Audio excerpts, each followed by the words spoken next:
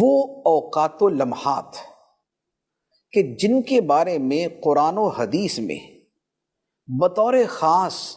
اللہ سے تعلق قائم کرنے یا تعلق والوں کے واقعات بیان کیے گئے ہیں، ان اوقات کو تھوڑا سا اپنی زندگی میں شامل کریں۔ وہ کیا ہے؟ قرآن مجید میں کئی جگہ پہ بار بار آتا ہے کہ جو رات کا آخری پہر ہے، جسے سحری کا وقت کہتے ہیں، یہ جو سحری کا وقت ہے، رات کے جو آخری پہر ہوتے ہیں،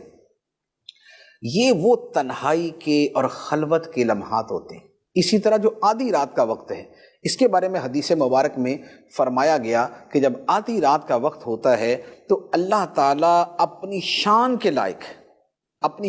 لائق پہلے آسمان پہ نزول فرماتا ہے۔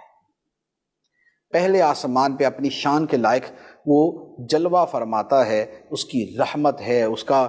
کی صورت ہے، ہمارا اس پر ایمان ہے، اس کی حقیقت پر، اور جو اس سے شرعاً مراد ہے، مطلوب ہے۔ تو وہ جو اوقات و لمحات ہیں آدھی رات کے اور اس کے بعد کے پھر جو سحری تک کے،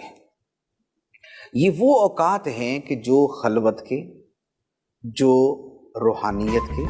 جو نورانیت کے، جو خدا سے تعلق جوڑنے کے، یہ وہ ہیں کہ جن کے اندر اللہ تعالیٰ سے تعلق بڑی تیزی کے ساتھ قائم ہوتا ہے۔ قرآن میرا فرماتا ہے اِنَّ نَاشِئَةَ اللَّيْلِ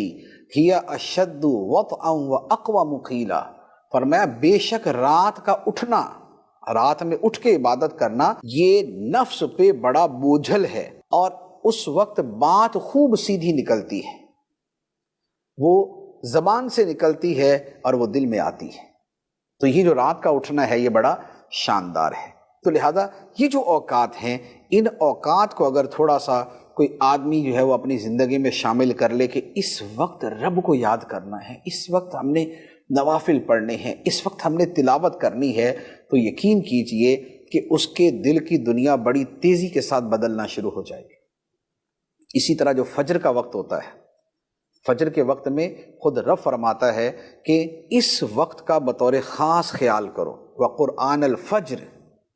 اور جو فجر کا قرآن ہے، فجر کی تلاوت ہے، اس کا خاص طور پہ اہتمام کرو کہ یہ وہ وقت ہے ان قرآن الفجر کان مشہودا۔ یہ فجر کا وقت وہ ہوتا ہے جس میں فرشتے حاضر ہوتے ہیں، جس میں فرشتے موجود ہوتے ہیں۔ تو لہٰذا ان اوقات کا اگر خیال کیا جائے تو اس سے بھی اللہ تعالیٰ کی محبت میں بڑی تیزی کے ساتھ آدمی ترقی کرتا ہے۔